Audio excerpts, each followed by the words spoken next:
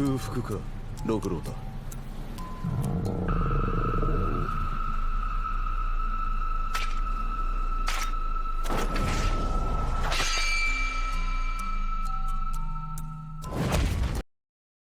I'm literally gonna wait for you. And I see you're gonna be like, nah, I'm not gonna like. I'm just keep watching. Just subscribe. And you think the clip gonna cut right here, but it's not because I'm still waiting for you to click that like button, and the subscribe, and the post notification button.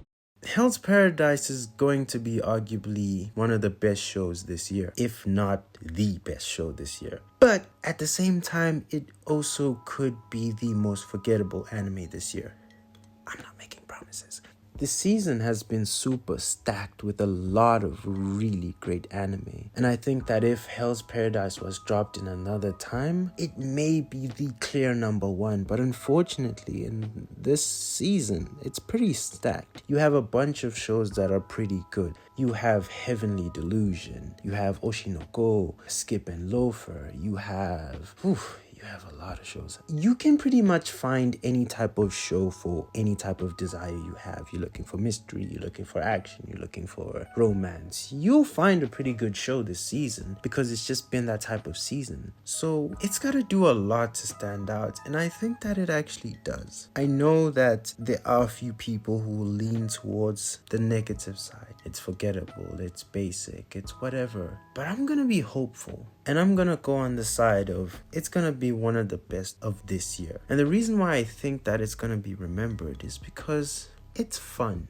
We have this character in Gabimaru who we find out that he was about to get executed, and he's been a pretty bad boy to the point that he's notorious. You know you're doing a lot of bad things if you're an assassin, borderline a ninja, and you're infamous. That is the person we get introduced to at the beginning. He seems very cold, detached, but as the episode ends, we actually learn that he's more human than we thought. He wants to live, even though at the beginning it seemed like he just wanted to die because it kind of seemed like he just didn't care. But we learned that actually he has a reason to live because he has something that very few characters get at the beginning of their first episode, and that is a wife. He's already booed up at the beginning.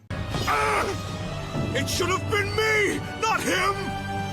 It's not fair! He saw that there's someone who cares for him in a world where he was very cold and detached, because that's what you need to be an assassin. You need to be cold-blooded. His wife gave him warmth, and that warmth that she gives him makes him human because it reminds him that his heart is beating. He's not some cold, heartless creature. The warmth that she gives him life. Now that's enough inspiration for most people. So he decides, I don't want to do this anymore. But how am I gonna live? Well, interestingly enough, there is a opportunity, and it's a pretty interesting one. So basically, there's this elixir on this island that gives people immortality, and they want it. The government, I don't even know who that guy was, the shogun, whatever he was, he wants the elixir really that badly. He wants to live forever. So he decides that I need to get people who are disposable to send to this island, because every time I send people to this island, people keep dying and they don't come back. So I need to get people who won't be missed. And what's easier than people who are literally sentenced to death? They were gonna die anyway. No one probably cares for them because they're considered bad people. So Gabimaru gets that opportunity. All he has to do is go on this island, get this elixir, and he's a free man. So now he's tossed into this island, and the whole interesting aspect is that he's in this island with a bunch of murderers, assassins, ninjas, samurai. There's everything in there. It's an insane island, and there's so many unknowns about this island, in the sense that we don't know what's going on. We don't know the lore of this island, and at the same time, Gabimaru has to deal with these deranged characters in this island who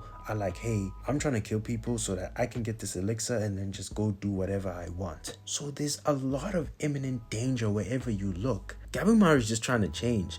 In fact, he's hesitating in certain moments where he shouldn't, because he's literally in the process of changing. He doesn't want to do this, but unfortunately he's stuck on this island, literally and figuratively. He has to interact with all these monsters and these people just to get back to his wife, who's this motivating factor for him. So clearly the story is interesting and there's a lot of unknowns. This island is weird, the creatures are weird, the colors are weird. It's a very vibrant island, but at the same time there's just so much death. And the contrast of seeing an island where everything is beautiful, but then blood bounces off the color of the island. The blood gives the island life sometimes. I know I sound like I kill people for a living. Trust me, I don't. You can always be thinner, look better.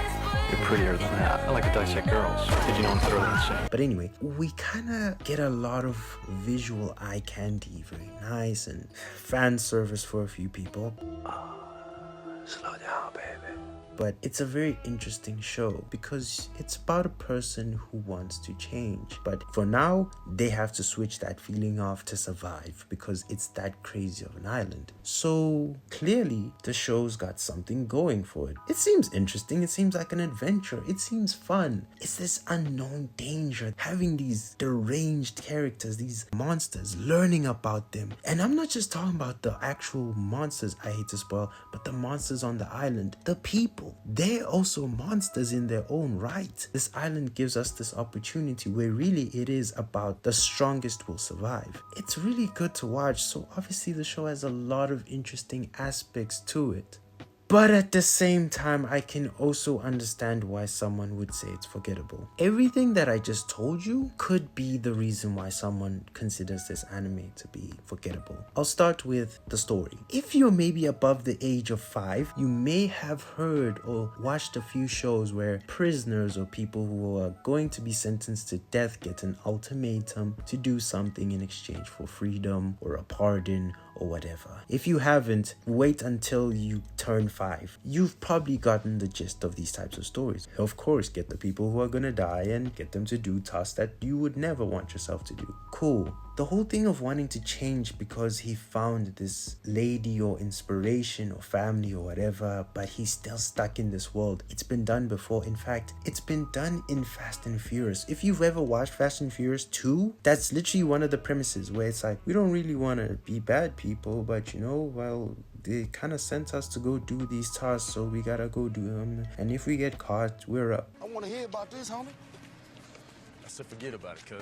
Movies about cars have done this concept. The fact that they use the word elixir is like, bro, what is this, Scorpion King? And then next up is this whole thing about like, oh, getting these killers on this island so that they can kill each other. The story is predictable. We've heard it before. We've seen it before. Oh, you're on this island? Oh, there's these creatures we didn't know about? Oh, no, what are we gonna do? How do we stop them? What's the origin? We need to find it. But we were initially there for something else. Next, the animation is not that special. In fact, I think it's Studio Mappa's most basic animation in a while. So it seems as though there's more reasons for someone to say it's forgettable than anything. And in fact, some would even say that this is a stepping stone anime. Anime that you suggest to people or recommend to people who are just starting anime. Like Demon Slayer, all due respect, but it's just like, hey, here's this anime, simple premise, just watch it, enjoy it. And if you do develop an interest in this art form in terms of anime, then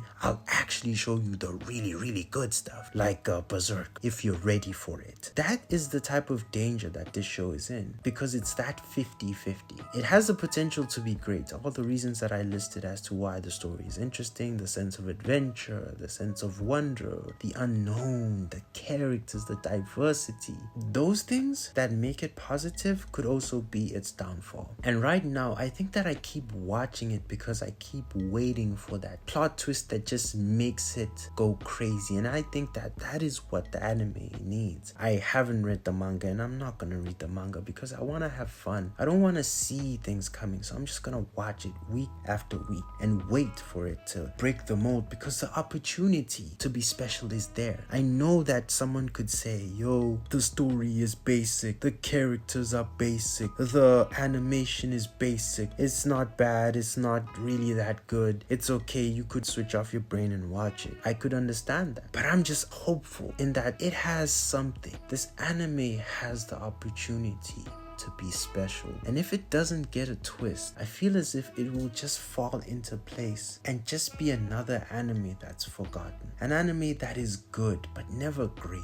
You can't really say there's something straight up like this is a bad anime. You couldn't say that, but also could you say it's a great anime? I don't know. And until the season ends, I won't be able to fully say.